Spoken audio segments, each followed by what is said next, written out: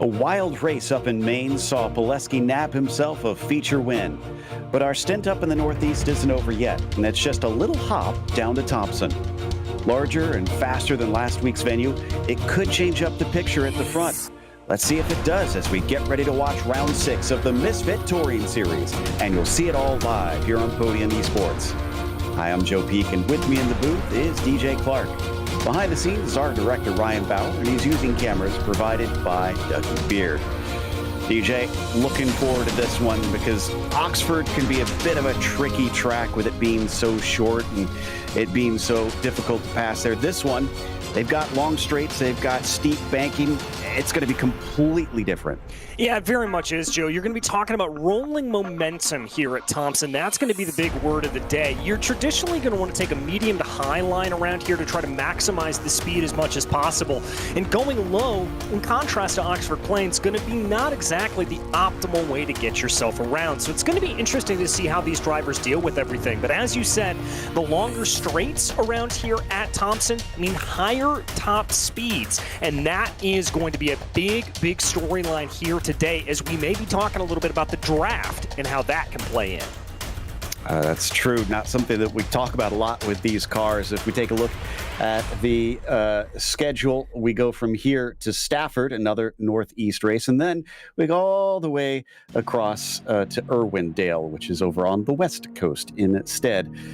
So we'll have a couple of those West Coast tracks before we head back over to the East. I do love that they've gone with the regions, much like they would in real life, to save people money of having to travel quite as much and shipping things around the states, but certainly gives it an interesting flavor.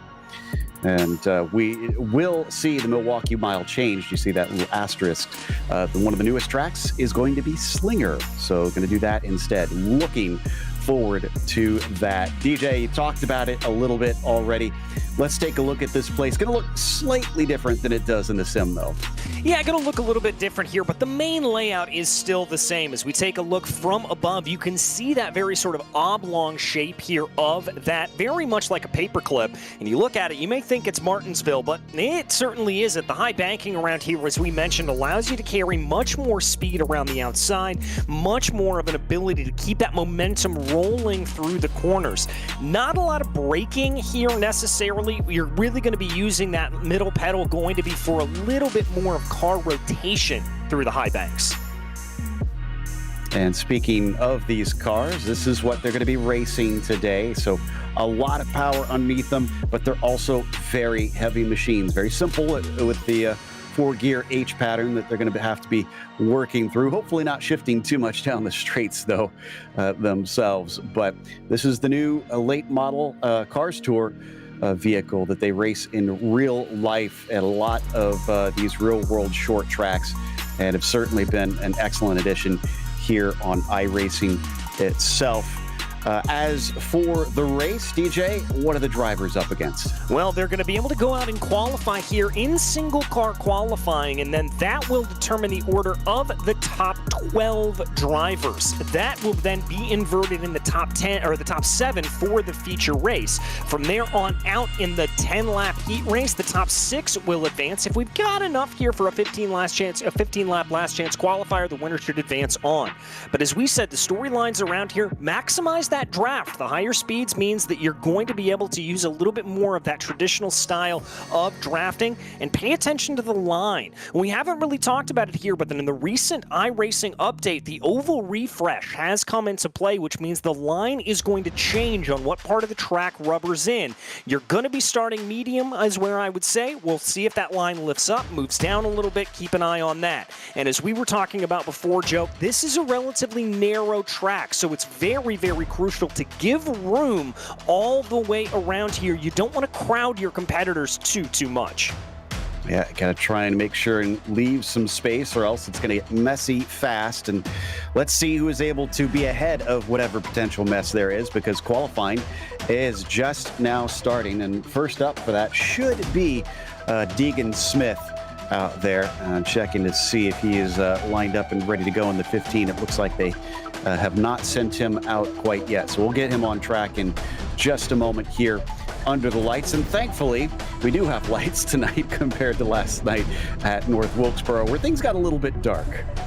Yeah, they got a little bit pitch black, I think, is more of the way I would use to describe it, but they're good here as they run. Just waiting for the last drivers to get themselves out onto track right now. As we said, we're going to be covering this single car qualifying, which should make things very interesting, kind of give us an idea individually on how each and every one of these drivers are going to be able to take to the track. Now, last night in their special one-off Christmas race, the event that they held at North Wilkesboro that we've been referencing, like I said, kind of not quite like what we have here, much more of a rounded track than this sort of paperclip shape. what line should we expect drivers to try and take? Will they be trying to square it off a lot more because of those long straightaways?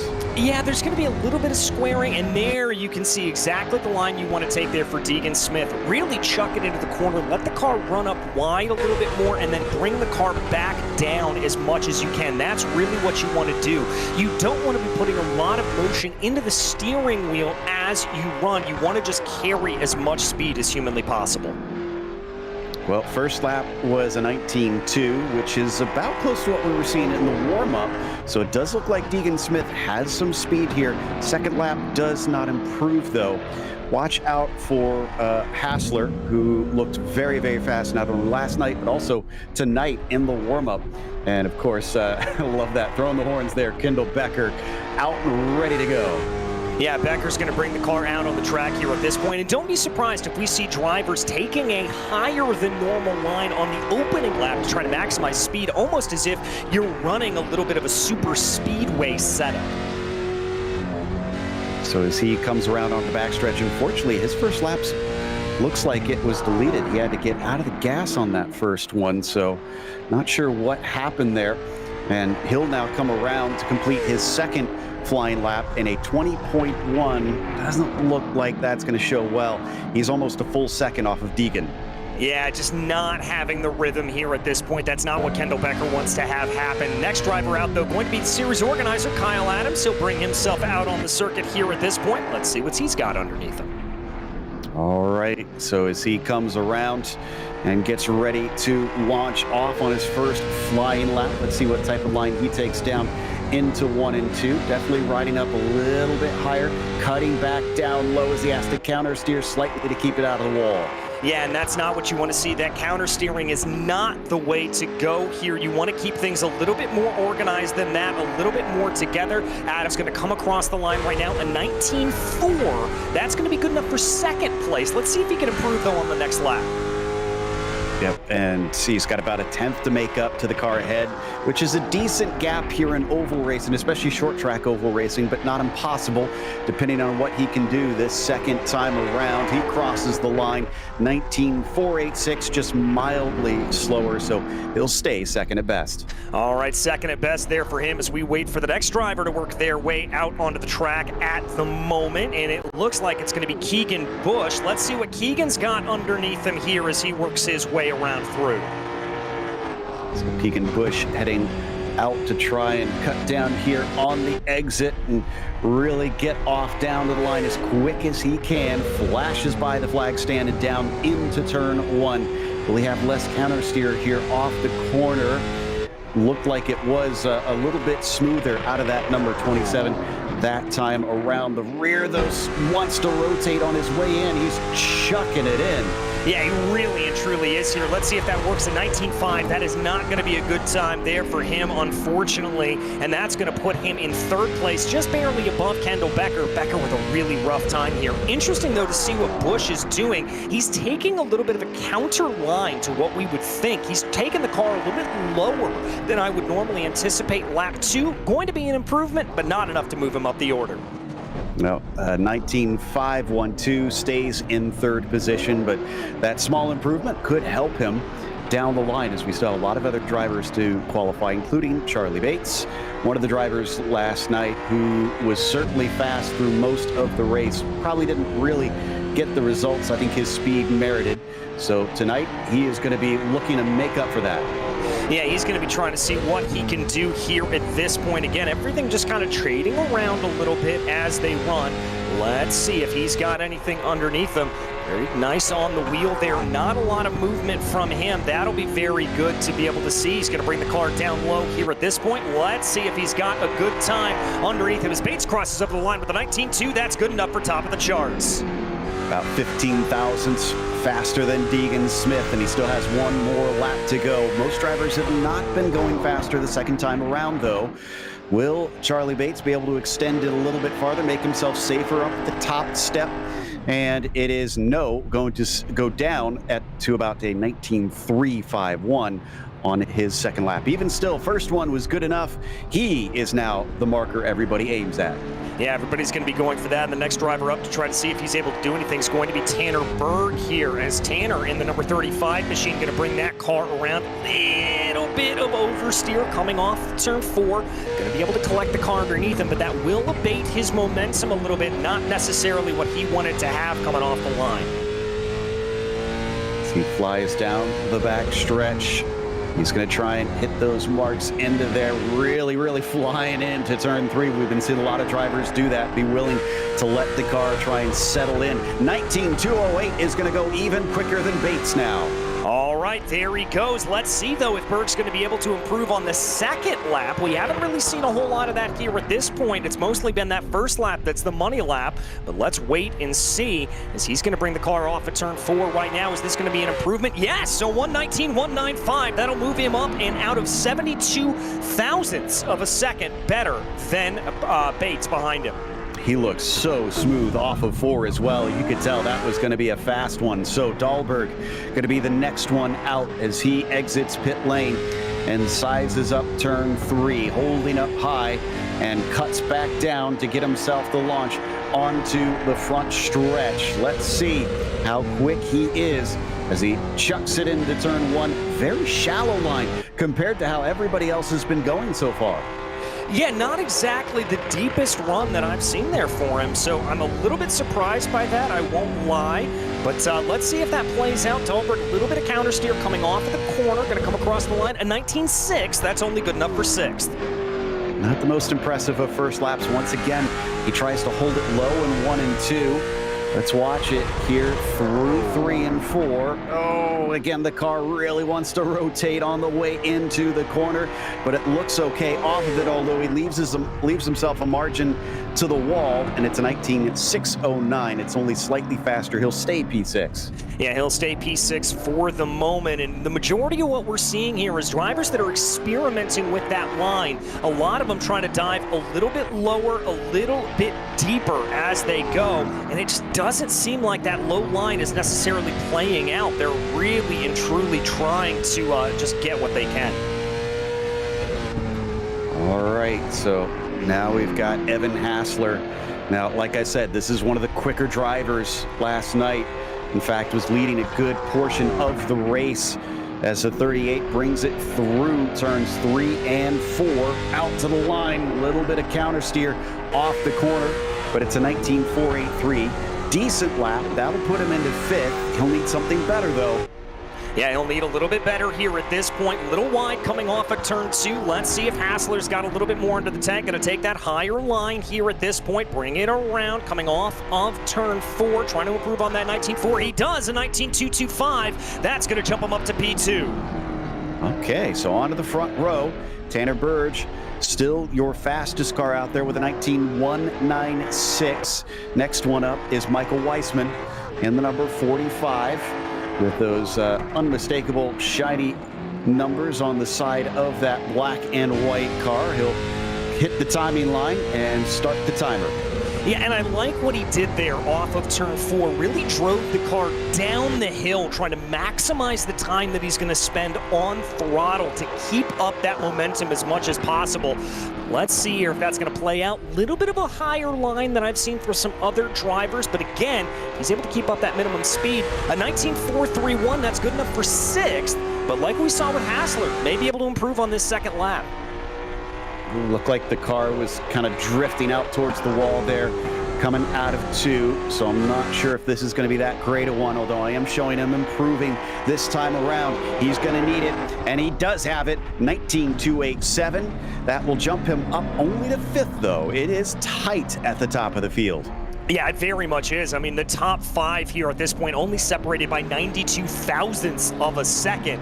And then here's one of the sort of unsung heroes, John Gifford, coming out on track right now. Love this paint scheme. Very classic, almost, dare I say, retro in the way that it looks and just the sort of, moderately historic nature of it. That's, other than the fact that it's red instead of pink, that's pretty much the Superflow paint scheme from the infamous Days of Thunder movie, and he is going to try and use that speed, see if he can have his inner Cole Trickle fight through the smoke and take a good time. His first lap, a 19.490, but we've seen a lot of drivers who've hit that 19.4 in the first lap seem to go a little faster on the second one. Yeah, and I'm not sure exactly what that attributes to here, Joe. I think a little bit of it is just building up that speed over the course. A little bit of a wiggle out of the rear end coming off the line, but still an improvement to a 19.3 that'll put him up into the P6. Okay, so yeah, maybe the tires don't give away as much if you don't rush that first lap and try and hold on to a bit for the second one. But here we see now Matt Urban out in the number 48 out of turn 3 and onto the front stretch. He hasn't even started his first lap and already the car looks a little loose. Yeah, it wants to dance and slide around on him here at this point, and so he is absolutely pushing. Good midline there through the corner. That'll keep everything up and try to keep things together here as he runs. Let's see, though, as Urban's going to now bring the car coming out of turn 4. Big wiggle there for him. That's not going to be a good time in 19.5. We have to remember, this is an open setup series. The car, once again, getting mighty loose through 1 and 2. Surely he's not going to have a pair of decent laps. A 19.5 on that first one already has him down in 9th place. I'm showing him almost a second slower, so he shouldn't improve on his second time. No, about a 20.4 that time through. He is going to have to go back and work on that setup big time. Yeah, it really is. That is just not an optimal way for him to go. Trying to get a couple of other drivers out on track right now. Looks like Travis Wilhite is going to be our next one to take to the track. Still has the festive paint scheme from last night adorned on that number 52 as he returns to the circuit now and gets ready to take off on that first flying lap. Remember, they get 2 around here to try and put their quickest down. And we're understanding that there might be a bit of damage on the right front of the car. I'm trying to see if I can spot it here in the cameras. Well, I think what that is from, Joe, is that he may have had a little bit of coming together in the pit lane. I saw a car just kind of pop up in the air. Whoa! Big slide coming off turn 4 in 19.8. That is going to put him near the bottom of the charts here at this point. Actually, it doesn't count for him, I believe, because he may have brushed the wall. Yeah, it looks like you're right. And I wonder, now I don't think he brushed the wall. I wonder if he maybe passed the timing line in pit lane more than once and it counted that as a lap for him. I didn't think about that. Yeah, that may be it exactly. If that's the case, that is going to be very unfortunate. So Wilhite going to be starting at the back of the field here, at least preliminarily. Timmy Spatz, though, going to be out on track. Good lap time there for the first one around. That's going to be good enough for P8 with a 19.433. All right, looks like Timmy's got his dancing shoes on and he's ready to go as the 54 will set his second timed lap and a 19.330. Not too bad. That will jump him up into 6th place. So now we've got, let's see, it looks like the top 7 only 0.13 of a second apart from one another. All right, that is very, very close. Not altogether surprising at around a 0.6 of a mile circuit here. It is very, very close in the way that it runs. So I'm not surprised that we're seeing that close at times. Just waiting for the next driver to get out here. I think we're waiting for Jake Sylvia to make his way out on track. Yeah, I'm trying to see if I can find him, and I'm not seeing him on pit lane currently, so we'll check him out in a bit, although he does have his revs up here in our timing and scoring, so not sure what is going on there. Yeah, okay, so he is on pit lane. We're just waiting for him to take off. Let's, in the meantime, while we wait for him, talk to our sponsor for this series, and that is Spartamax, represented here by Bill Balmas. Bill, welcome up to the booth. Tell us a little bit about Spartamax. Might not have Bill mic'd up and ready, so since it does look like we've got Jake Sylvia heading out onto the circuit, we'll talk to Bill a little bit later on. Sylvia, another one of those drivers that has been quick all season. You don't really want to bet against him. He'll cross the start-finish line, start his first flyer, Let's see if he can match that 19.196 that Tanner Burge holds at the top step. Yeah, that's the point that everybody's trying to be able to come back on here as they run. Let's see if he is able to do it. Again, I like that style, running down the hill off of turn 4 to see if he's got anything there. And now here comes Sylvia, a 19.7, his first lap. That's going to put him P13. Let's see if he's got a better one on this second go. That is very far down for that 88. Sylvia drives around out of turn 3 and 4. On his second one, 19.2. There we go. that seems a little bit more comparative to most of his efforts. That puts him on the front row ahead of Hassler. All right, and again, only 18 thousandths of a second separating those two, so a very close margin up at the top of the field. Here is the heat race hero a little bit, Bradley Stefane, who we don't necessarily see normally advance on automatically, but when he's in the heat races or the LCQ, Stefane has been very, very quick. Yeah, and he had a bit of a rough one at times during last night's race as he heads through 3 and 4. This lap was a little shaky coming on to the backstretch. I'm not sure if this is going to be fast indeed. A 19.6 is only good enough for 14th that first time around. He keeps it on the racing line just about mid-corner there, down through 1 and 2. Let's see if 3 and 4 is going to be steady. No, it's not. He's all the way up to the wall, and that lap is discounted. Yeah, making contact there with the outside wall. And if you're unfamiliar with the iRacing service, if you do make that contact on the outside wall, that is an automatic discount of your lap time. You will not be able to put a lap time down after doing that. So an unfortunate run there for him. One of our favorite paints, though, Dale Lekas Jr. coming out on track. A very, very festive car. Very peppermint flavored there on the numbers, and he'll cross the start-finish line and get going. Just 2 days to Christmas if you're watching this after the fact, so it is very close to Christmas time, hence why both DJ and I are also looking festive ourselves. And coming down into 3 and 4, let's see what the 99 can do. He's awful close to the wall, but he stayed off of it, and it's going to be a 19.5.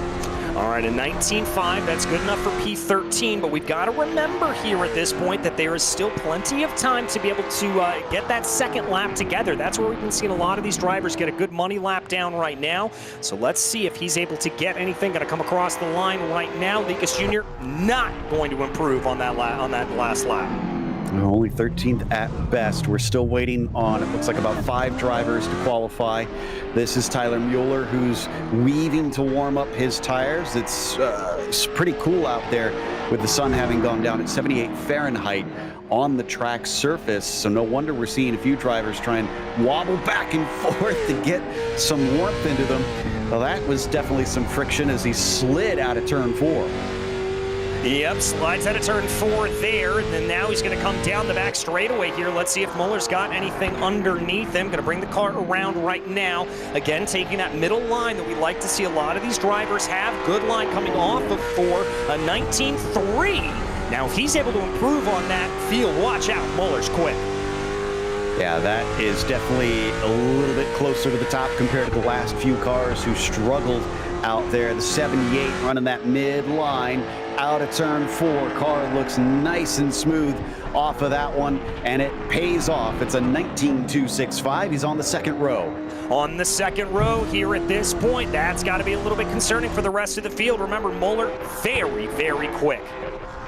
Luco Vickery in the 241. He's up next. He's going to come around and start that first flyer, and interestingly has New Smyrna on that one. One of the few drivers not hailing from the Midwest region. This is the paint that he actually ran last night as well, but coming from Florida, no wonder he's representing that track down on the Panhandle. Yeah, exactly. You always kind of want to have a little bit of hometown love there. Shaking his head, not a good lap here for Luco Victory. He does not like it. A 19.5, yeah, he certainly knew that was not a good one.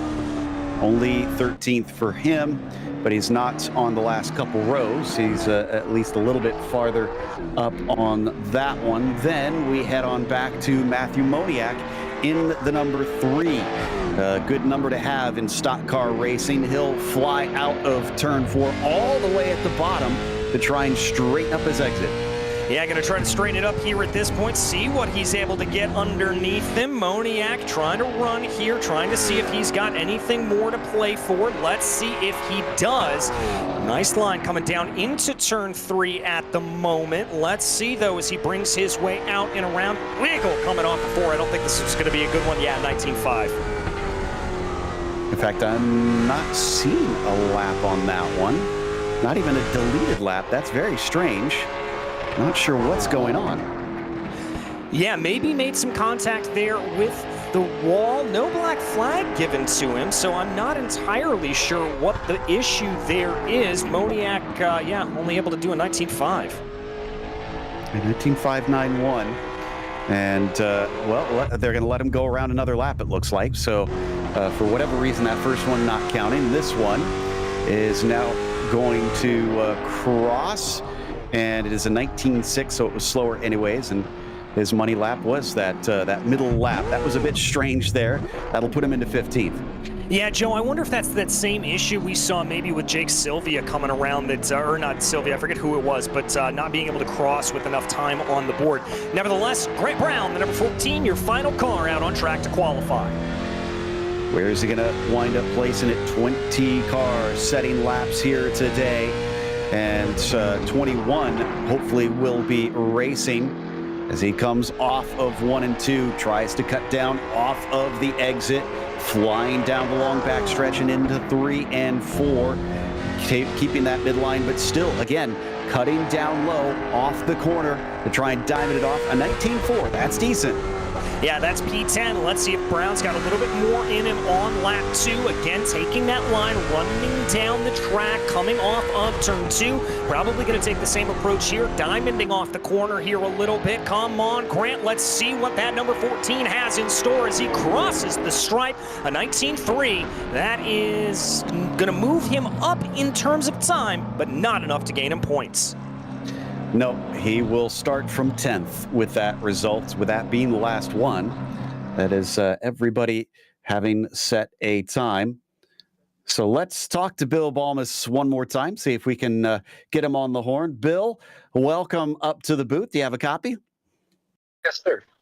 There you are. Glad to have you with us. We got your picture up here on the screen now. Tell us a little bit about what Spartamax is. Spartamax is, we've got a suite of products, but mainly we have a Clean Loop Protect that is a military approved, our rifle bore cleaner that's rifle bore cleaner, and the low temperature automatic weapon lube that's approved. We have a civilian line, but mainly we concentrate on military products. We can see, obviously, you got the sponsor on a car as well here. How much involvement have you had in racing over the years? Well, my dad raced back in the 60s, 50s and the 60s, and then he kind of retired from that, and then I started doing it probably 1997. And then I was racing short tracks until 2000. Then I went to road racing, and then I came back to short track. That's quite the journey. Glad to have you back here on the circle tracks, although we love all different styles of racing here on the channel. Where are you headed out to next? Obviously, we're in the midst of winter, so I anticipate racing is a bit sparse, but do you have a plan for where you're going to hit up the pavement again? Well, we're gonna concentrate mainly with Madison next year. I've never been. I've seen the track. I always wanted to race there. So, yeah, that's one of the ones on my bucket list. We might play a little bit of the Dells, but definitely Madison's going to be our home track. Well, thank you for both sponsoring the series and coming up to chat with us. Best of luck in your racing endeavors, and can't thank you enough for coming on board. Thank you, sir. Bill Balmas from Spartamax, helping make sure this show gets on the road. So we'll probably be trying to talk to him maybe once or twice more throughout the season. But we're waiting for the cars to grid up here soon for the heat race. If it's like we understand, DJ, I believe we'll have the heat and then probably not the consolation and head straight to the feature. Is that correct? Yeah, I think that's what we're going to be in store for here, Joe. We've only got a 22-car field, 24 the maximum size here to get into the main event. And so with that in mind, I think we're only going to have the one heat race. I do see we've officially transferred over here at this point, so if you give us about 5 seconds, we should have an idea of exactly what it will shake out to. As I look at my screen here at this point, no, it looks like we will have a consolation race. The top 6 will advance on from the heat race, and then we will have a 15-lap consi, and everyone should advance on from that, but it should just determine starting order. All right, well, sounds like cars are gridding now, so let's go through our heat starting grid. It'll be Keegan Busch on the pole position with Tyler Lugo-Vickery starting in second. Matt Urban will be P3 and Matthew Moniak will start from fourth. Dale Lekas Jr. is P5 today. Jaden Dahlberg is 6th and Bradley Stefane 7th. Kendall Becker will begin from 8th. Travis Wilhite will start from 9th. Alex Lopaczynski, I believe, has been sent home prematurely, so we should only see 9 cars starting this event. Yeah, we should only see those 9 here at this point. And again, this is going to be very indicative of how this race is going to go. I would hope here that these drivers take it a little bit calm with only 3 spots losing out here at this point. I don't think it's going to be that necessary to be too aggressive. Specifically, watch for the top 5 here or so to be very calm in the way that they run. I believe this track, if I remember correctly, is even twice as long as what we saw at Oxford. It's 0.6 of a mile. You compare that to what I think was either 3 to 4 tenths of a mile there for the Oxford Plains Speedway up in Maine. And as we've been mentioning, much steeper banking, much longer straights as well. So this is going to be a very different complexion. That also means if we do get any wrecks here today, higher speeds means bigger stakes when it comes to those incidents. Yeah, it certainly does, and you do not want to find yourself running into problems there when it comes to those wrecks, as they could be particularly brutal around this high-speed circuit. They don't have a spare car either. They had one last night at North Wilkesboro with it being a special event, but with the regular touring series, it is you break it, you bought it. So keep it in good condition.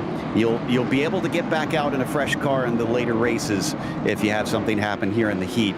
But as for the heat itself, you got to deal with it. Green flag is out as they head down past Barney up towards turn 1. It's a good start here for Keegan Busch, who holds the lead ahead of Lugo-Vickery, who gets a little bit loose, and that causes Urban to check up. Yeah, a little bit of a checkup there. That was going to be Vickery, Urban, and Moniak all kind of involved in that there. The big loser going to be Matthew Moniak, stuck up on the high side there. He's going to be losing a number of positions as they continue to try to go through the corners. Looks like they're going to get single file. A slip up there from Lekas Jr. Slides to the inside. Not seeing a caution. He doesn't hit anybody. He doesn't run into anything. And that's going to be one of the advantages here at Thompson. We do have a little bit of spillage area down to the inside of the circuit, so they're going to be able to keep clean and green if cars do get deposited down to the inside. But we ride on board with Lugo-Vickery, as that's going to be Matt Urban taking a big look up his inside. Lugo-Vickery is trying his best to hold on to this P2. This will determine starting position for the feature race, as well as who has to go over the consolation as well amongst this group. But it does look like Urban is quick right now. He's been trying to find a way by, but that low line, you were talking about how the middle lane is the desired one. Should he maybe move up to try and see if he can do something here?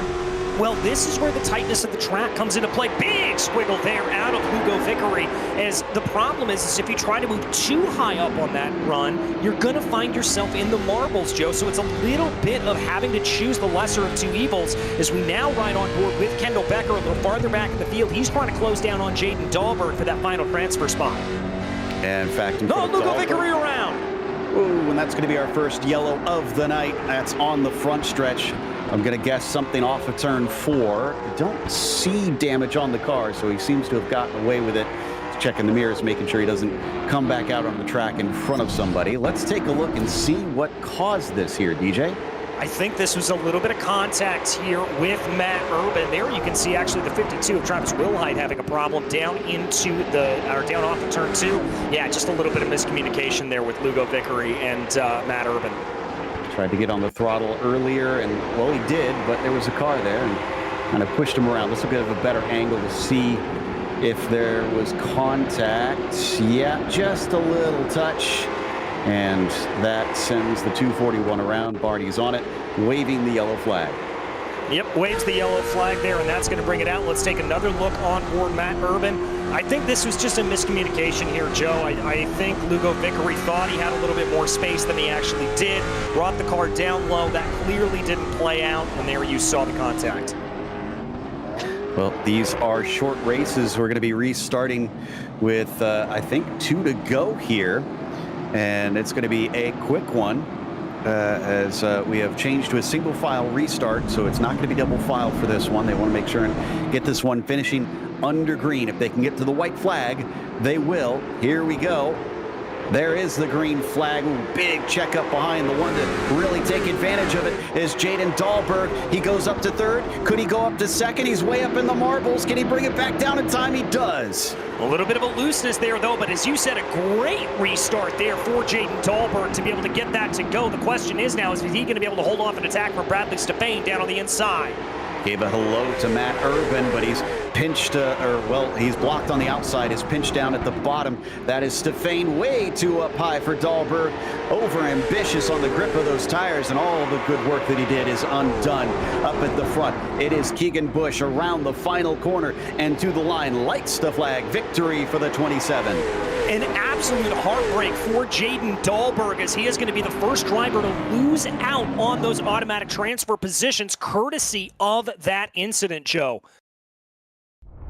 And they have actually skipped the consolation race. So looks like we're going to get going here in a moment. And there is your Heat 1 results. Bush taking the win over Urban and Stefane. But the good news is this has set the order for the feature race itself. And in fact, we didn't see it on screen, but the track has elected to even have some fireworks here tonight. Yeah, they're going to be firing off here at this point. So a 22-car grid about to make their way out. Joe, I think you're ready to take it away. There you see those fireworks. Here is the grid, and starting on the pole, Michael Weissman with the regrid is on the top spot. Deegan Smith will be on P2. Charlie Bates will start third, and Tyler Mueller in fourth. Evan Hassler, P5 for him, is followed by Jake Sylvia in sixth, and Tanner Burge rounding out your regrid in seventh. It's Timmy Spatz starting eighth today, then it's going to be John Gifford in ninth, and row 5 is ended by Grant Brown. As we move back into row 6, here at this point, it'll be Kyle Adams, followed by Chris Story in P12. P13 in the inside of row 7 is going to be Keegan Bush, and Matt Urban to his outside. Moving back through the field, Bradley Stefane lines up at P15. Kendall Becker will be P16. P17 on the day is going to be Dale Lekas Jr., and then Tyler Lugo Vickery will be in P18. P19 will be Jake Dahlberg. Travis Wilhite is P20. P21 will be Grant Brown. Okay, so drivers ready to go. They'll have 2 pace laps. They already finished the first one. Let's remember that they do not have a set of tires to change to. It's this set all the way for 100 laps. How much saving do you think they're going to have to do, DJ? I think they're going to have to do a pretty decent amount here at this point. It's not going to be easy to get this car to be getting themselves around here. This is a high-speed track. High speed means more abrasion. Okay, so on to the back stretch. You're going to see this pit entry. If anybody does need to come into pit lane, they do have to watch out because it's a bit of a tricky one. There it is right there. It peels off early. So you have to really get the car woed up if you need to come into there for whatever reason. Green flag held aloft and now being waved as we go racing here for round 6 in the Misfit Touring Series. Deegan Smith up around the outside of Michael Weissman, who drifts up a little bit. He's going to lose the lead on lap 1. He's going to lose the lead on lap 1. That high line proving to be the way to go here early on. Also, watch out for Jake Sylvia working that high lane coming up from about P5 as we've got our first caution of the day farther back in the field. Ugo Vickery looks like he's involved in that. I think he had a little help from Travis Wilhite, unfortunately, sending him up into the wall. I think there was some slight contact with other cars, including Dahlberg, on top of things. And let's see, this should be into turn 3. I think he bounces off the rear bumper. Yeah, keeping an eye on that new Smyrna Speedway machine. There it is, just that contact there, and I think that was just a miscommunication. Again, Wilhite just not recognizing that there was going to be a big enough of a checkup in front of him. Yeah, so we're watching the replay one more time here. And sometimes with everybody so close together and with the longer braking zones of this track, I'm not too surprised that somebody just misanticipated on where the car ahead is going to wind up. There's the touch, straight into the outside wall. Hits the back of it decently hard, too. Yeah, that's going to be a little bit of a tough run there for him, I've got to imagine. Not what he wanted to have happen necessarily, as there you can see the spin around, and there it is from Wilhite's perspective of what that hit is like. Okay, so that's two drivers that were involved in that one getting turned a little bit, but everybody else still pointed forward. And up at the top of it is going to be Tyler Mueller leading over Deegan Smith this time. Weissman has fallen to third, and Charlie Bates sits in fourth. This is changing up the restart order. Will that also change up the dynamics once they get up to speed? Here we go. Green flag is out once again. And coming to the line, it's a pretty good start from Deegan Smith. He's able to hold ahead of Tyler Mueller, although Mueller is still fighting back around the outside. Somebody way up against the wall. That was Bates. And Mueller also making big contact with the wall. That's going to open up an opportunity here for Michael Weissman to come down to the inside, but Mueller going to be able to carry a little bit more speed. 3 wide farther back in the field. Things looking pretty frantic here at the start. We're only on lap 6 of this race. This thing has barely started, and we are trying to see if we can get it fully underway. Looks like they are still battling fierce for third up ahead of us as we ride on board with Chris Story down in the number 67. All right, Story trying to gain a few positions here as they work their way up through the field. There you can see his ability to close in a little bit more now that there isn't that stack up in front of him necessarily. That'll be good for Story. Yeah, he's going to want that to stay how it is, for at least for now. And as they come down into turn 1, Smith, Mueller, Hassler, your top 3. Not too shocked that Evan Hassler has already made up a few positions here up into the podium spots. Now, what can he do from that point on? Will he try and keep charging, or is he also going to try and back off and preserve his tires? Well, we'll have to see. That's one of the big questions here at this point is how do you manage this race? Where do you want to be in this race? And when do you want to put yourself into that position? It's a lot of question marks here. And I think one driver that definitely looks like they're managing their tires, Jake Sylvia. Jake, one of the fastest drivers in this Misfit Touring Series, doesn't feel the need right now to get super, super aggressive. He's just slowly holding on to that 5th place position. I'm with you on that one. Jake's a smart driver. I'm sure he's going to try and be thinking ahead as we hop on board with Kendall Becker now, racing for 14th position. That's Kyle Adams in front of him. Way down to the bottom here for Kendall. Not afraid to use that more shallow line. Yeah, he's going to try to work on that shallow line here at this point. I mean, that's not going to pay out exactly well for him, but if he can get a good rhythm down there, keep with it. Watch and see what he does this time through 3 and 4 once again. Rides a little higher, so, oh, and a slap of the wall by the 24 this time. Certainly looks like he is struggling to try and keep the car from sliding off the corner. So is Kendall, who just about gets into the side of Grant Brown, or actually reverse that. Brown almost got into the side of Kendall. Yeah, and that's not going to be the best run there. You do not want to be making contact at this point in the running. Big move down to the inside for the number 14 machine. There's some moves coming on there. Grant Brown doesn't want to wait around. No, and that's going to allow him to get ahead of Kendall Becker. Also, looks like Dale Likas Jr. going to try and get underneath Becker. He does. He grabs himself 16th place. Well, there you go. Just the way you've got to try to move forward here. You see those opportunities present themselves, and you've absolutely got to be able to capitalize here as you run, Joe. Kyle Adams working on the fight with Grant Brown. Brown fends him off. That opens Adams up to vulnerability from Dale Leakus Jr., who gets his nose inside briefly, but has to back out of it. But it does look like this is a case of as soon as somebody in front of you makes a move, you got to pounce. Yeah, you've absolutely got to go. Great slide job there as the 45 of Weissman tries to look down to the inside there on Sylvia. We said Sylvia was going to be biding his time a little bit. That looks exactly like what he's doing.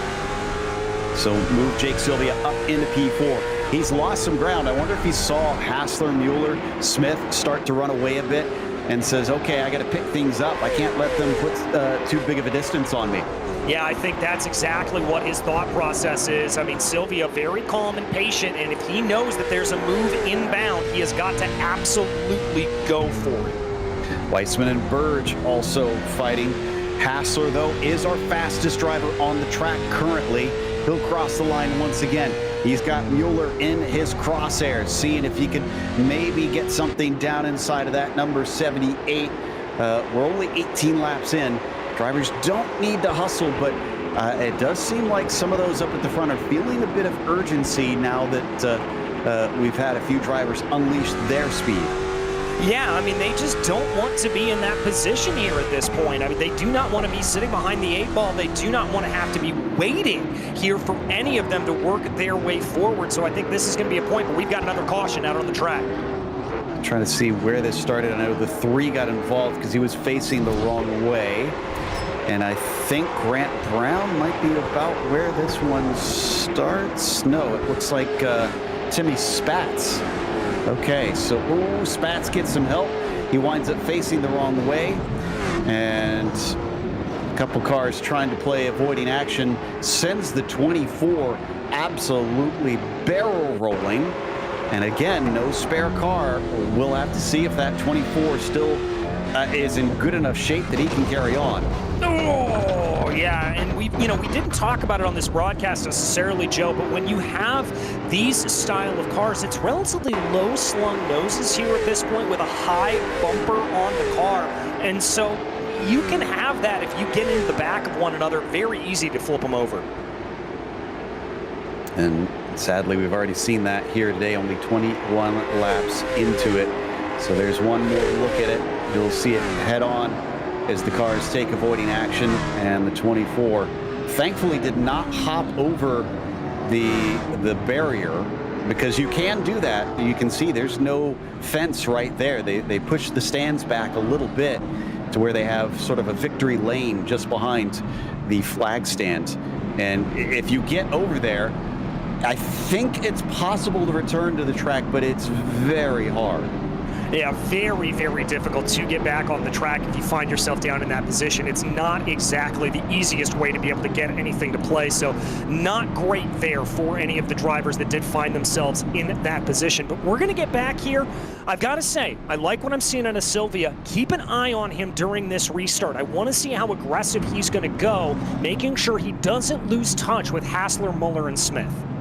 That's a good point. It's been backed up now, and it's been cut down. All that gap that he had to make up has been erased for him, and he's going to have to try and collect on this. He's had an opportunity fall into his lap.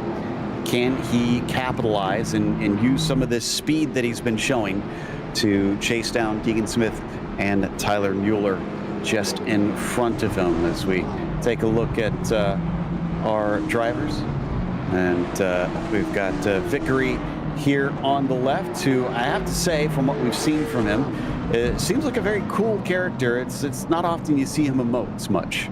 No, he's very calm, cool, and collected in the way that he drives, and I've got to say, Joe, a lot of respect for that. We talk to a lot of drivers out on the circuit, and they always talk about the fact that you don't want to drive with emotion. If you drive with emotion, your battle's already lost. You're going to see that red mist, and it's not going to play out.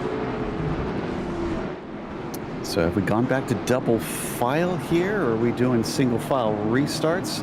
Looks like lights are out and they are double file. So we are going to restart this race 2 wide. And don't forget, if you want to tune in on podiumesports.com. You can watch directly through the website. A big welcome to everybody that's already doing that. Just click the live tab on the website. Green flag is out, and it is Deegan Smith with the jump over Tyler Mueller.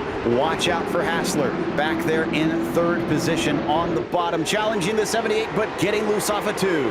Oh, get a little bit squirrely there off of 2. Going to try to hold it together. Here comes the 88. Sylvia looking for a move on the outside. Hasn't finished it yet, and he won't get to finish it because we already have a caution. See a couple cars that are scattered on the front stretch, and I see Travis Wilhite in the grass.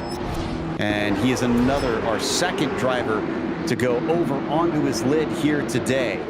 Yeah, we're seeing a lot more of that than I would have expected, Joe. But again, that's just the high speeds of Thompson coming back to bite. Let's take a look on board here at exactly what happens. Good lines through the corner. Starts to lose it there a little bit. I think that loss then preceded contact with the 24.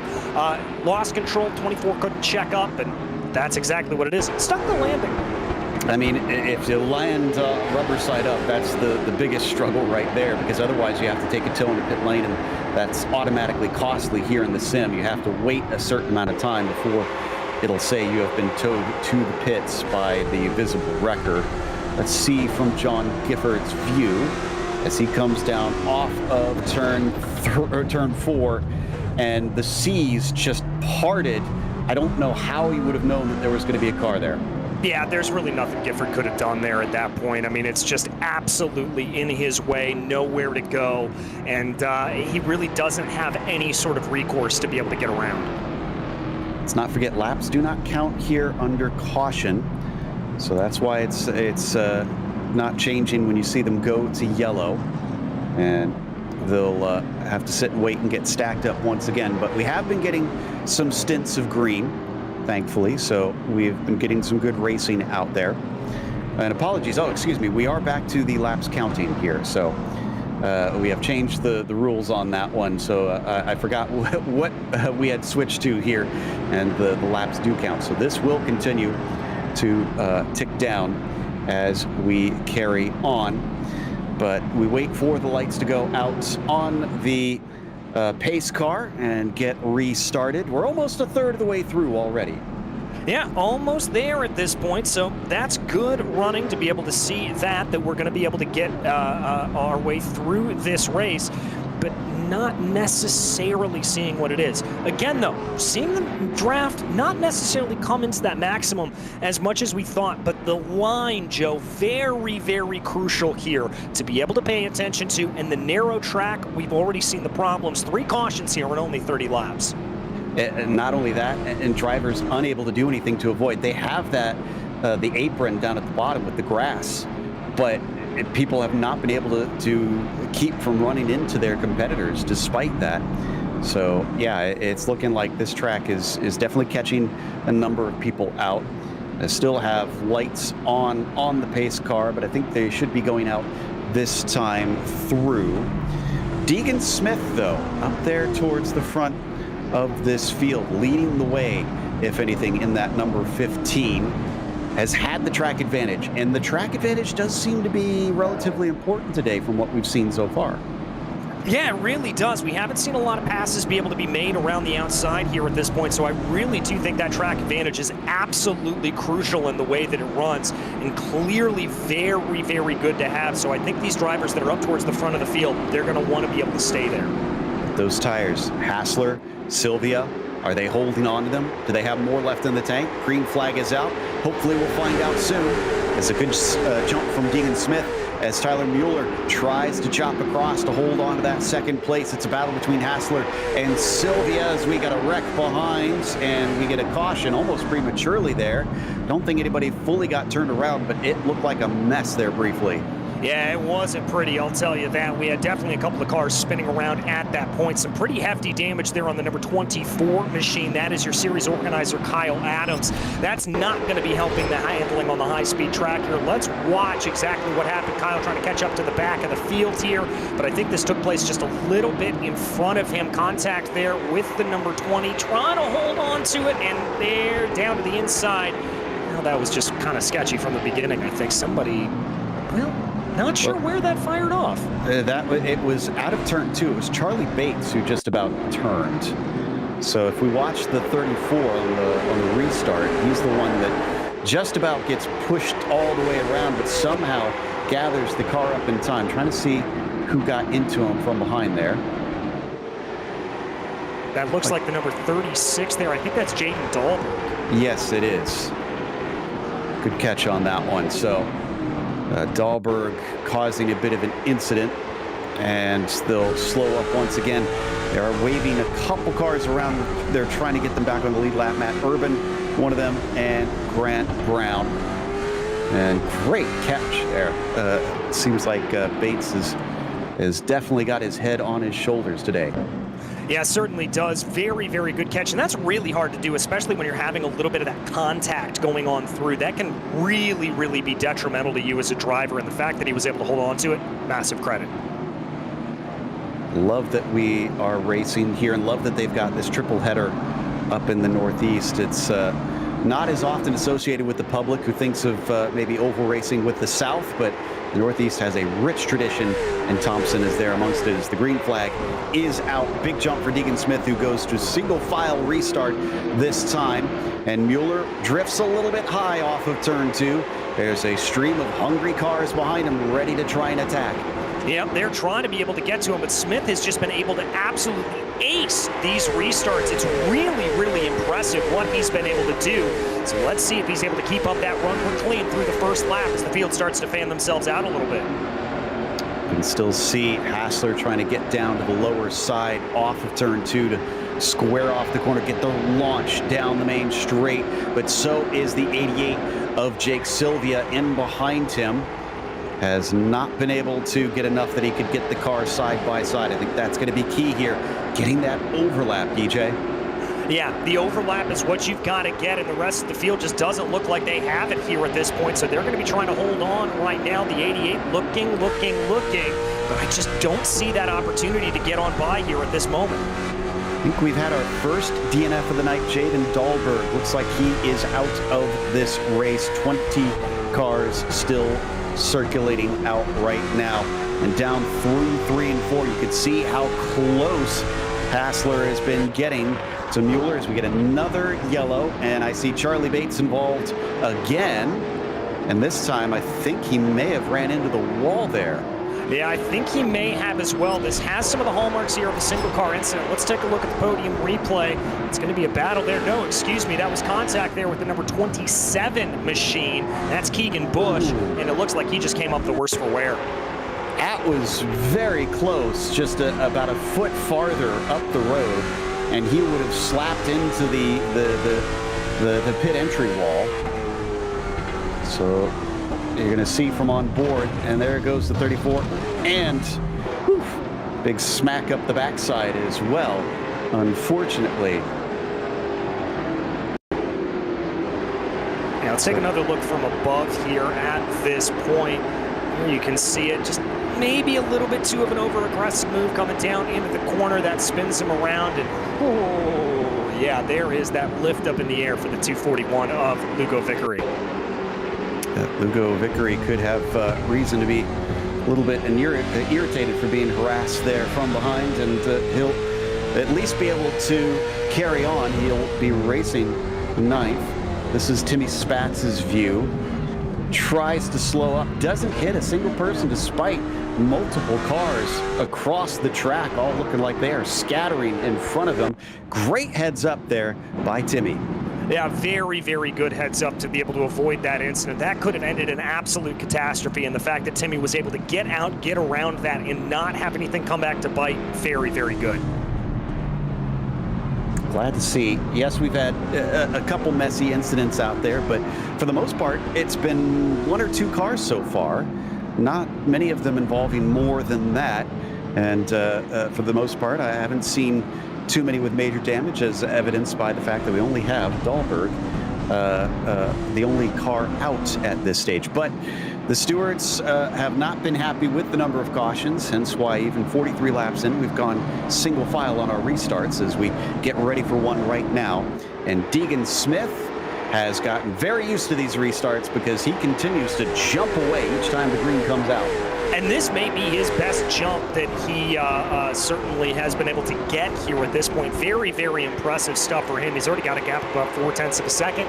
Field looks like at this point they're starting to fan themselves out a little bit, bring everything back around as we check in on that battle a little bit farther back. Hassler trying to work on the back of Muller, and Sylvia right there behind him as well.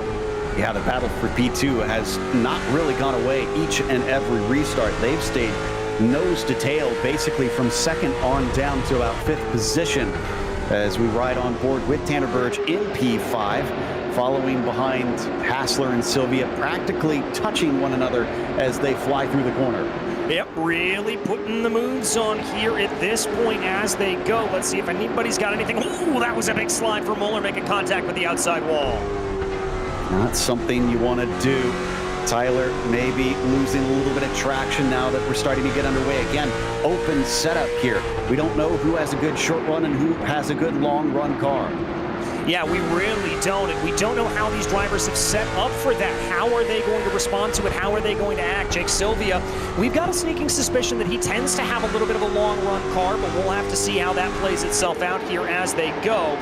Here he just continues to work his way around as we take a look back on board with Lugo Vickery in 9th place at the moment. Coming off of turn 2, he's chasing on Keegan Bush, and they've also got Dale Leakus Jr. in behind them. But we watch from the helmet cam of the number 241, who looks a little bit low on the 27. Can't get the overlap though. Can't get the overlap, but let's see if he's able to get anything else to go. He looks like he's running better lines here at this point, Joe, just trying to be able to get that to work, trying to see if he can get anything to play. Take another look farther up in the field. This is Sylvia. Again, patience the virtue here for Sylvia. Not sure if it's going to pay out, though. And behind them, Story has gone off track in the number 67. He was side by side as well, but no caution, doesn't hit anything. He's back onto the circuit, although it looks like he's got pretty dirty tires as he struggles to get it to turn into turn 3. Yeah, struggling a little bit there at the moment. Not sure if he's going to be able to have a little bit of a harder run or what's going to happen there to him. Oh, these cars are starting to get very, very slidey right now. That's not what they want to see. That's not what they want to have going. Let's see if anything else can come out to play. And I mean, with half the race left to go here, you don't want to have already lost your tires side by side. Bates coming back through the field. He's only up to 15th right now, trying to see if he can get P14 off of Kendall Becker. All right, is he going to be able to get that to play? Going to look down to the inside. Is that number 34 of Charlie Bates? We know he's got speed, but is he going to have enough to get anything to go? He's going to keep with him down to the inside. Let's see. Wheel to wheel out of turn 2 and onto the back stretch.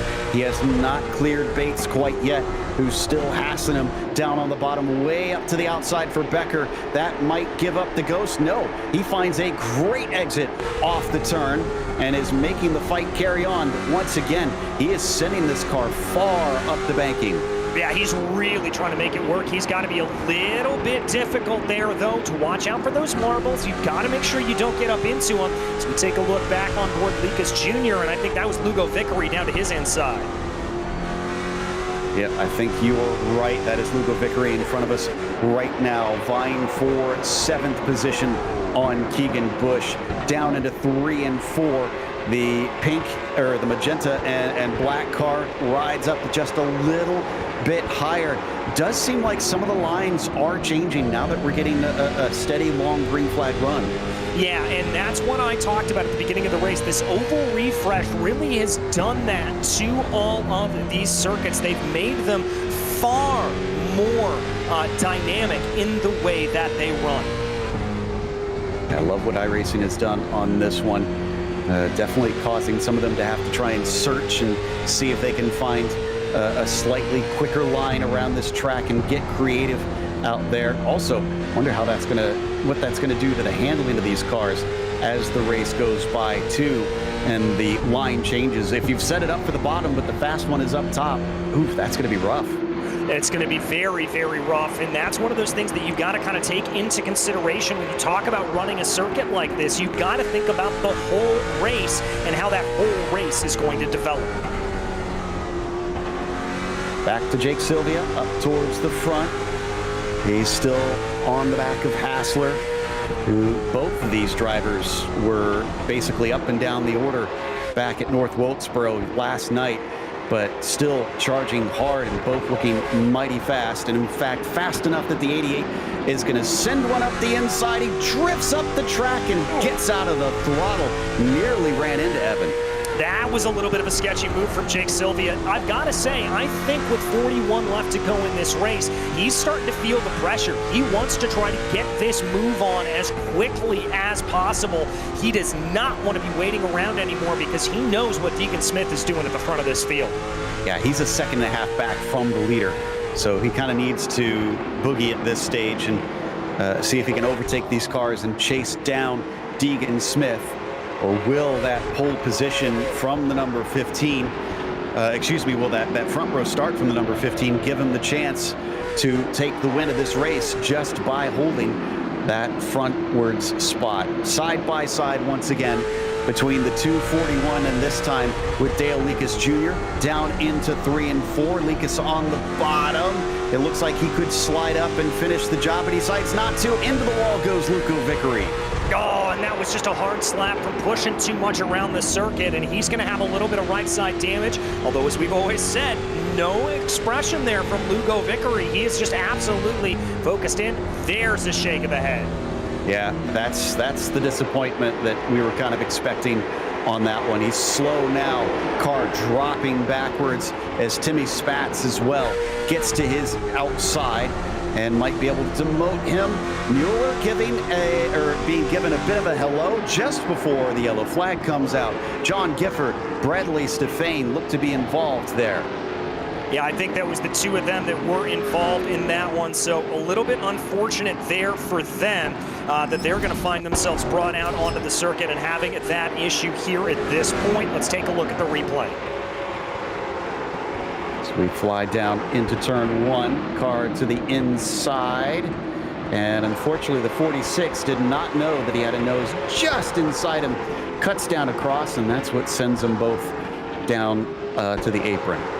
Yep, that's going to be just enough to be able to do that and send him on down and through. There's that contact. Yeah, I would call that a little bit of a racing incident there, Joe, if I'm honest, though. You know who that helped? Bates squeaked through that there on the high side. So he gets 13th place.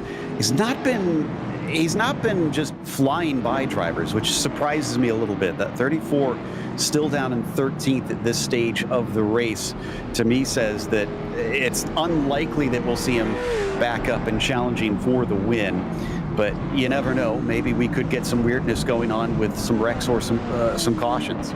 We've seen stranger things happen in races such as this, Joe, so I'm not counting anything out as it runs. But they are going to come around here, 30 laps left to go, not a lot of time on the clock. I'm very interested to see now off of this restart yet again, as we know that Jake Sylvia has gotten a little bit of the get up and go underneath him, and I wonder if that's going to be the impetus he needs to push himself up ahead. I wouldn't be shocked if we saw Sylvia try to make some more aggressive moves, because it does look like he wants to try and make some passes and be up with the leader to try and go for the win. But what he thinks he can do and what can actually be done might be two different things. We'll watch and we'll see. He's hanging back a little bit here. He'll have to get stacked up behind the 78 soon. Yeah, have to get stacked up here, and it looks like because of that long green flag run, they've turned things over here and made it double file restarts. So that is going to be something else here to keep in mind. Maybe a little bit more consternation, maybe a little bit more craziness with those double file restarts coming back. We'll get one more lap around behind the pace car, then we'll be released once again. Honestly, Deacon Smith seems like he has got a really good handle on this one, although he just blinked a little bit on our screen. He currently sits in 8th, I believe. No, 9th in the points. Yeah, 9th in the points. But is doing his best to try and see if he can get sent farther up. No, excuse me, he's 5th in the points right now, is the number 15. So could have a huge leap up the order if he can take this win, especially considering Jake Sylvia is ahead of him in the points. Green flag is out, and there you go. Look at that side-by-side action with Hassler fighting with the 88, although he sends it in deep and manages to challenge on Mueller in the 78. We get an immediate caution with what looks like Timmy Spats bounced off the exit of 2. Yep, just bouncing off the exit of 2 there, and that's very unfortunate, I would have to say, for the battle that we were seeing take place between Tyler Mueller and Evan Hassler. They looked very, very close to one another. Let's watch here from Bradley Stefan there. You can see the car just up into the outside. Oh, domino effect back through the field. Once again, things are happening so fast out on the track that as soon as a wreck happens, if you don't have a good sight line of what's ahead of you, you just basically are running in blind and you can't get the car woed up in time.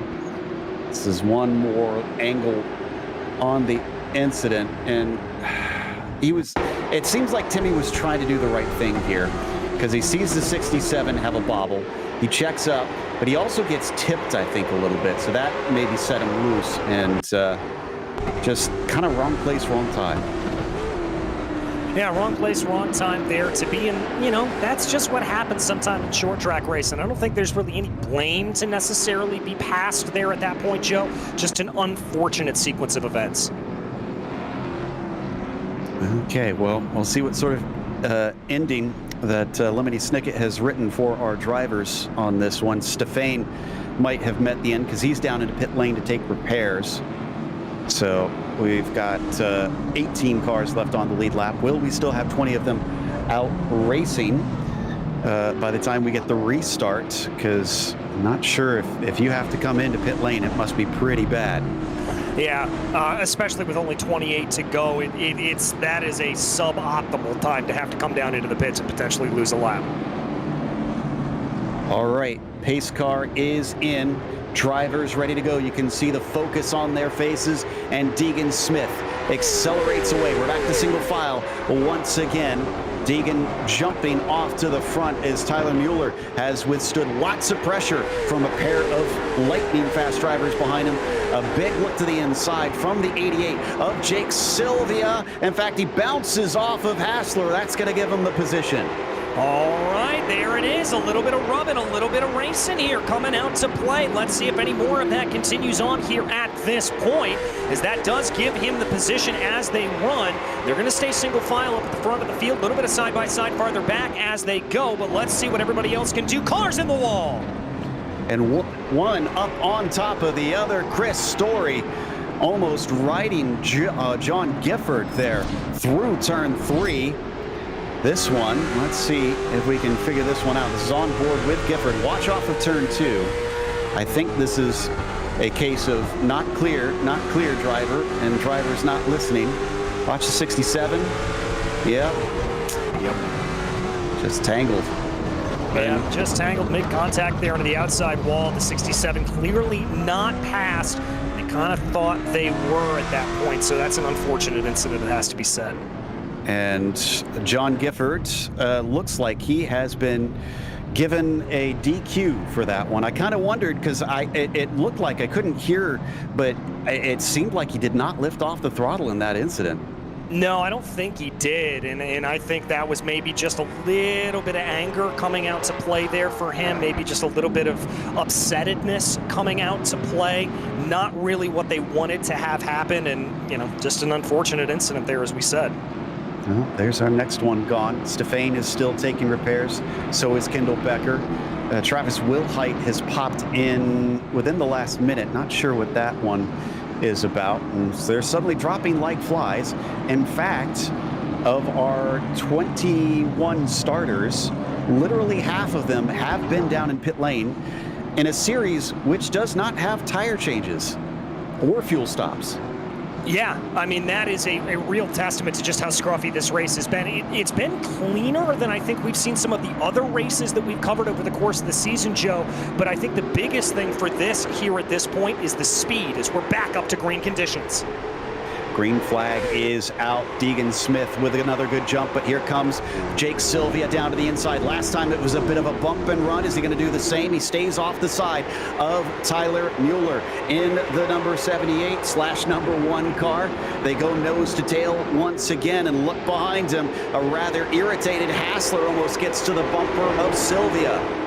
All right, down into the inside here. Hassler wants to make this play. I think he knows we've got 21 laps to go and wants to get a little bit of a move on. The good news is they're starting to break away here a little bit from Michael Weissman farther back in the field. I wonder if we're going to get some tit for tat there. I mean, what's good for the goose is good for the gander, and Evan knows that Jake kind of used him as a way to turn into the corner, just slamming into the side of that car. He's right up on top of him. You can see he wants to try and get through. Actually, this is from on board Mueller looking back at Sylvia, I think. Yeah, Sylvia really starting to pressure the back here of that number 78 machine, trying to see if he can get in closer. Not able to make it play there, but he's looking down low. Big slide, though, for Sylvia. That's the second time I've seen him slide off of turn 2. He's using up the rears, but it's less than 20 laps to go. If you're going to use them, now's the time. Yeah, now's the time to use him. You've got to go, go, go, and I think that's exactly what Sylvia knows. He wants to try to close in as much as possible. Looks for a little bit of a crossover, but that's not going to play in. Another squiggle there out of the 88. He's pushing hard. Is he going to pay for it later down the line, though? He can't. I don't think he's going to be able to do this lap after lap. Bounce off the wall there from Tyler Mueller. This opens the door. Sylvia gets to the inside, tries to bounce off of him once again, but this time it doesn't work. This time it doesn't work, and he's not going to get it to go. Now they're going to be behind, and a big move up into the inside there for Hassler, almost bumping Sylvia out of the way. In fact, that was pretty much exactly what we saw before. And trying to turn into the corner, the 88, unfortunately, can't get to the line. He winds up in the wall, falls back a little bit. But my goodness, the tempers have boiled over. They have, and now they've got something else to worry about. Bradley Stefane, live traffic down to the inside. This is going to get spicy if we get another yellow flag before this is over and they get bunched back up. For now, they have been separated just by the hard racing, and so hopefully they've gone back to each of the respective corners in the ring, and we'll get some time to cool off. Yeah, that's what we hope here at this point, because tempers can definitely flare when we talk about short track racing like this, and I think particularly among these drivers, you're going to see a lot of it. We still have some battles farther back in the field, though. This is Timmy Spatz, currently in 12th place, trying to work his way up forward on Lugo Vickery. Yeah, this is the battle for 10th. Matt Urban and Lugo Vickery just in front of him. Whoa, Keegan Busch! Keegan Busch finds himself going 3 wide as he collects the car. Looks like he had a little bit of help. I was about to say earlier that Bates had made up a bunch of spots, and right now he's picked off a few more. Look at this, up in front of him, and the confusion and disappointment from Lugo Vickery there. He's trying to make it 3 wide down at the bottom. Are we going to be able to get out of this staying green? Both of them slapping the wall. Slapping the wall on the outside. That's Lugo Vickery there, just trying to get a better line and carrying a little bit too much momentum out to the outside. Now he's going to have a run here on Keegan Busch on the outside, coming into 3 and 4. My goodness. And more shakes of the head. Vickery is the disappointed dad in this race. Just not happy with what he is seeing out there. They've gone back to single file finally. And Charlie Bates is up to 7th because of all that chaos. Yeah, and that is good news for Charlie Bates. He'll be able to hold on to that position, but he's got about 2 seconds to try to make up to Michael Weissman in front of him. Meanwhile, Jake Sylvia back on the rear here of Evan Hassler. Okay, Sylvia's caught him back up.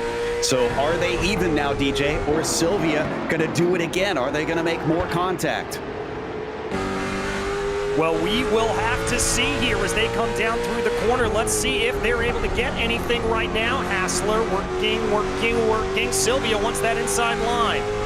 Sylvia with a bit of damage on the left front of his car as well. So you can tell he's been through the wars. He goes a little bit higher, chops down to the low side to try and straighten out the exit. We are down to a mere 8 laps to go in this race. There is not much left in it. Not much left at all. Let's see if anything plays out here at this point. Oh, big move down to the inside, and that that's going to be too much. Tries the slide job, but it fails, and Hassler was wise to it. He let him through, and he is back up onto the podium. This is all happening behind P1 and P2, who are running off laughing ahead of them. Yeah, Smith and Muller are very, very happy here at this point. The battle for the final podium position. Let's see if they've got anything here to be able to do. And don't count out Tanner Berg here as well, who may be able to pick up the pieces if there's a problem. Remember, he started on a pole position. It was because of the regrid, but he'll gladly take a couple spots if two guys are getting a little bit too fierce. Another look to the inside. Is this another slide job? Yes, indeed it is. Pushes him up the track, and now a second slide job. There comes Tanner Burge, who says, all right, if that works for him, works for me too. He's going to get a 2-for-1 potentially. He's down to the inside of Sylvia. Side by side here with 5 laps to go. Burge spins. Oh, the 35 off the course. No caution, though. They stay green. He's off the racing line, and he gets going once again. It's not over between Sylvia and Hassler. And we jump a little bit farther back to the battle here between the likes of Bates and Weissman.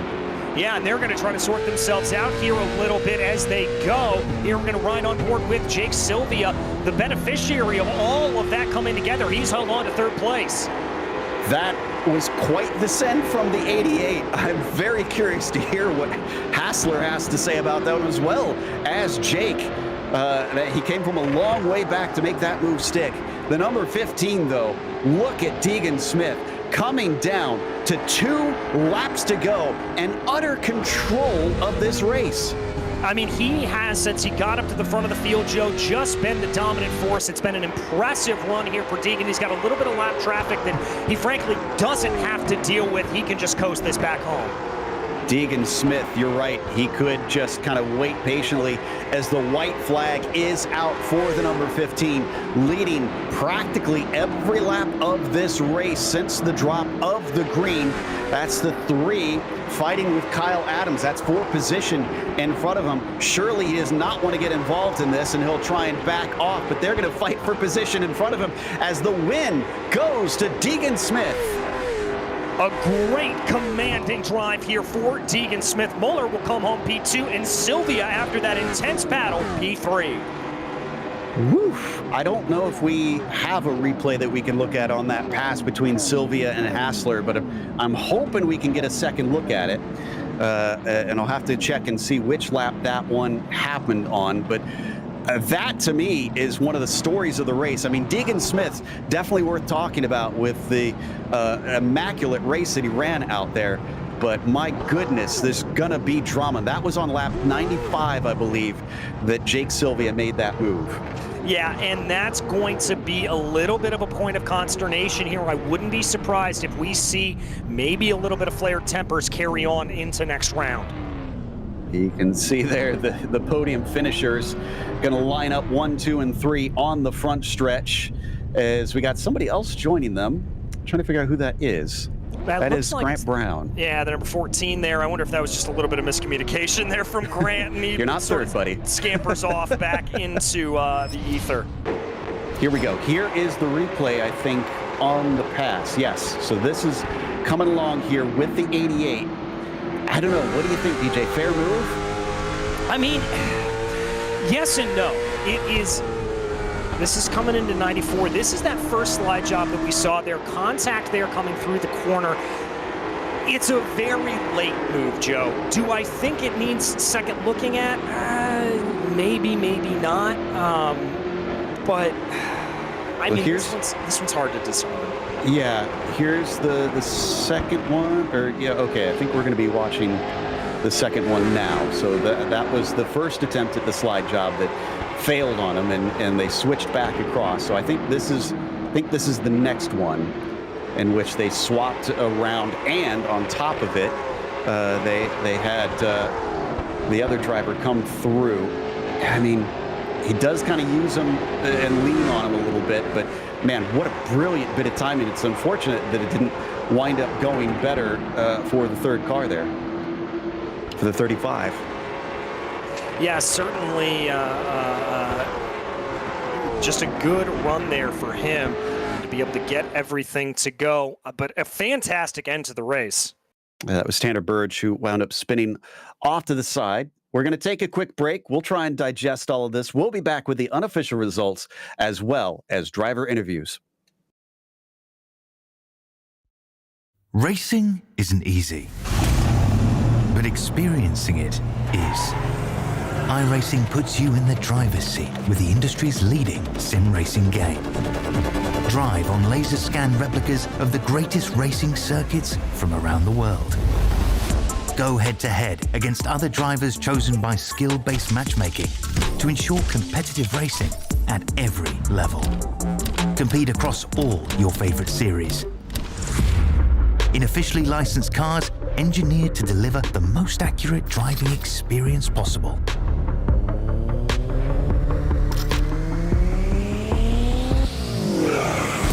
Join a race or host your own with players from across the globe. Race against the computer or in a league with friends. Feel the thrill behind the wheel. Visit iRacing.com.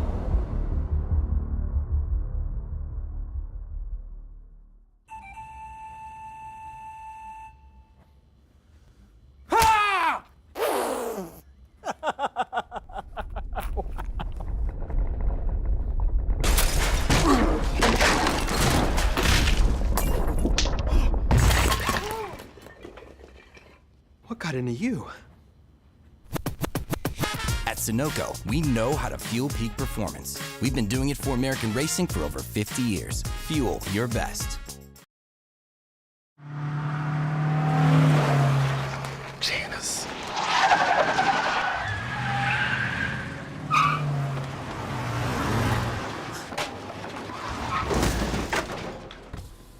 What's up, Doug? Hi, Cheryl. What got into you? At Sunoco, we know how to fuel peak performance. We've been doing it for American racing for over 50 years. Fuel your best. Welcome back to Thompson International Speedway. We saw a lot of crazy moments back at Oxford, but I think this one topped it as Deegan Smith comes home with the win, but his was perhaps one of the most calm races of everyone. Tyler Mueller did have pressure from behind for the first half, but then started to run away. And it was Jake Sylvia in third, who had a back and forth battle with Evan Hassler in the last quarter of the race. And we're very curious that if we can get to talk to either of them to hear their thoughts on it. Michael Weissman went from the pole to fifth today, as Dale Lekas Jr. was in P6, up from 17th, 11 positions gained in the hardest charger of the race. Charlie Bates climbed back from the back of the field, unofficially another hard charger, and wound up 7th. Matt Urban was 8th, Timmy Spatz 9th, and Tanner Burge rounds out your top 10. In 11th, it was Chris Story, followed by Keegan Bush, Matthew Moniak, and then Kyle Adams in 14th, the last driver to finish on the lead lap. Grant Brown was 1 lap down, followed by Lugo Vickery, then Bradley Stefane, 13 laps down, Travis Wilhite, Becker, and Dahlberg. As we move back down through the order there, all of those drivers having a very, very tough day out there, finishing multiple laps down. And our winner, Deegan Smith, started this one from the front row and wound up winning. And you'd argue that the regrid gave him maybe a little bit of help on that. But Deegan, I think you deserve some credit for this race, because you didn't just take a regrid and played a defensive role. You ran away from people. Yeah, thank you. I want to thank my guys at Fusion and Chris Horton. He built a set for me, but I felt amazing all race. I was saving until about lap 80, and that's when I hit my fastest lap. And then I just pulled away from there. We wondered about that with this being such a fast track and those sharp corners. How were the tires feeling in terms of the fall off throughout the race? Was the saving mission critical to at least have a handling car by the end? No, not really, because by the end of the race, I felt just as good as I did in the beginning. My tires weren't really that bad. So I think you don't really need to save, but you kind of need to save, not much as you think you should. Oh, that's good to hear. This also helps you tremendously, beating out Jake Sylvia, Urban, well, everybody pretty much this time. Coming up from 5th in the points, I don't know where this puts you, but this has got to be a big boost. Yeah, I missed last week or 2 weeks ago because my computer broke. So it's nice to come back and win. Congratulations, and hopefully we'll get to talk to you some more as the season goes on, sir. Yep, thank you. Deegan Smith, your victor here today. And I think it looks like DJ has caught up with Jake Sylvia. I have indeed. Jake Sylvia, a great run out there to be able to come home P3, but I want to start with the monster set of slide jobs that you threw. Yeah, it's Thompson, baby. We got a thing around here we call the bottom shot. You use it at Thompson, you use it at Stafford. It's a one-lane racetrack, and you got to drive it down off the track. It's paved down there. It's allowed. It's not the racing line. We're going to be seeing it more next week. We saw it all night tonight. That's part of it when you've got a points contender out there and he's got, somebody else sitting in tail that's not wanting to pass and not wanting to race and so busy looking out his mirror he doesn't want to look out the windshield. It's kind of something you've got to do. It's part of it. That's Thompson racing. Nothing to complain about for sure. I feel like it put on a good show for the fans, and that's what we all come here to race for. Indeed. I mean, it was an absolutely great show, and it just looked like trying to be able to do that. I mean, were you feeling you were held up a little bit there in that battle? Could you have caught Tyler and Deegan up at the front of the field? I think that long run we had, just the fact that we fell off as far as we did, I think it was, 3 seconds or something like that to Deegan. Deegan was definitely quick, but I mean, when one guy's not going anywhere, and the guy behind him isn't trying to pass him, and I'm stuck in fourth just trying to make something happen, it definitely makes it more difficult. This track's extremely hard to pass without making contact. I did my best at that. Ultimately, I ended up making contact with Evan. He wasn't happy. He gave it back to me and gave me a secondary shot at the end of it, which is, it's all right, That's how I am, and I can respect him for it. But, after that, we kind of traded a little bit of blows, and I was able to end out on top, and it shows, you got to be out here to race for yourself. You can't be out here racing for somebody else, playing all these games all day long. It doesn't work out for you in the end. So I'm happy with it. Third isn't bad. Lost some points to Deegan and Tyler, but it's not that big of a deal. I've put myself in a good spot so far these first 5 races to have a good enough cushion to be able to do something. So. Well, as we look ahead into next week, how do you think it goes there? Stafford is a lot more 2-lane than this track, so I'm all about it. We're not going to have a race where I'm stuck behind anybody. We're going to have a lot more passing. Should be a lot more entertaining for the fans. I don't know. It's still going to be a tough track to pass at. I think you're still going to see a lot of the bottom shots down there. Definitely off into 1. 3 and 4 there is a little bit sketchy, but 1 and 2 is definitely good to pass. So should be pretty solid.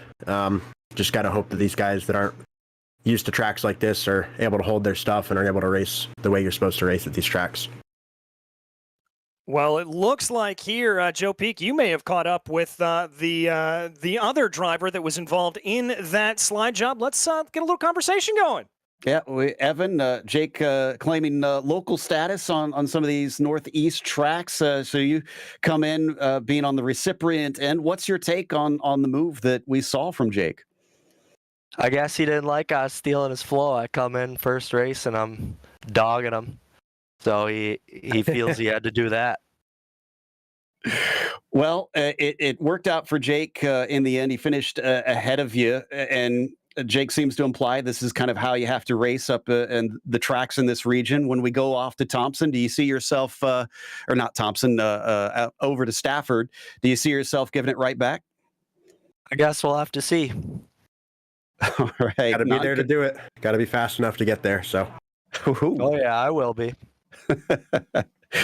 So sounds like the drivers are throwing down some words already, but that is Jake Sylvia finishing in 3rd today, Evan Hassler behind him in 4th. But one of the big ones that we want to talk to is Dale Leakus Jr., who finished in 6th today, but was driver of the day, hardest charger, up from 17th position to finish in 11th. Dale, the two we were just talking to, Jake and Evan, were talking about how difficult it is to pass here. How did you manage to overtake 11 cars? Yeah, it was very difficult to pass. I think a lot of it was just trying to stay clean and watching people kind of off themselves and just going around their wrecks and staying clean, trying to just get through everything. That was the main way to pass. Just trying to hold your own under the green flag laps and then pass when there's a caution if it's in front of you. So we were hearing from Jake that the Northeast kind of has its own way of trying to race. Obviously, we've got a lot of drivers coming in from the Midwest, so maybe a slightly different culture out on the tracks. What have you learned from trying to run here at Thompson tonight? As far as learning, I think that it's just a very difficult track and it's very tight. It's very one groove. It's hard to make a second groove work. You kind of got to slide it in and hope it sticks. And that's why there was quite a bit of wrecks, is sometimes it just doesn't stick. Well, seeing as it looks like you kept the paint scheme from last night, you're ready for Christmas in a couple days, and you got any candy canes to satisfy the sweet tooth? Oh yeah, we got tons of candy canes sitting on the tree. All right. Well, go enjoy, and Merry Christmas to you and yours, sir. You as well. Thank you. That was Dale Ekus Jr. finishing 6th today, which is going to wrap us up. But, of course, let's not forget about Stafford Speedway, home to the Arute family. Of course, anybody who's watched racing here in the 90s into the 2000s knows Jack Arute and all of his contributions on TV, but his family has been involved in this sport for decades. Yeah, they certainly have. Very happy to be able to head out to there. One of the prized circuits when you talk about America's short tracks. And Joe always seems to produce absolutely fantastic racing. But I got to tell you what, they got a pretty high bar to clear after tonight. Yeah, and I mean, we've seen when the SRX series goes to Stafford, the kind of racing, the kind of difficulty it is racing side by side there. So it's going to be tense, and I'm looking forward to it the way that we've got rivalry starting to brew. Yeah, I am as well. It's exactly what you want out of a short track series. That bad blood starting to curl up in the air. It's going to make for a fantastic second half of this season. Indeed. Well, we can't thank you enough for joining us, and to everybody watching, also want to wish you all a Merry Christmas as well from here at Podium Esports, and a big thank you to all the organizers of this series for help putting this one on, as well as a thank you to Ryan, DJ, and Dougie behind the scenes. Make sure and tune in on December 30th for Stafford, but until next time, race clean, race hard, we'll see you on the track.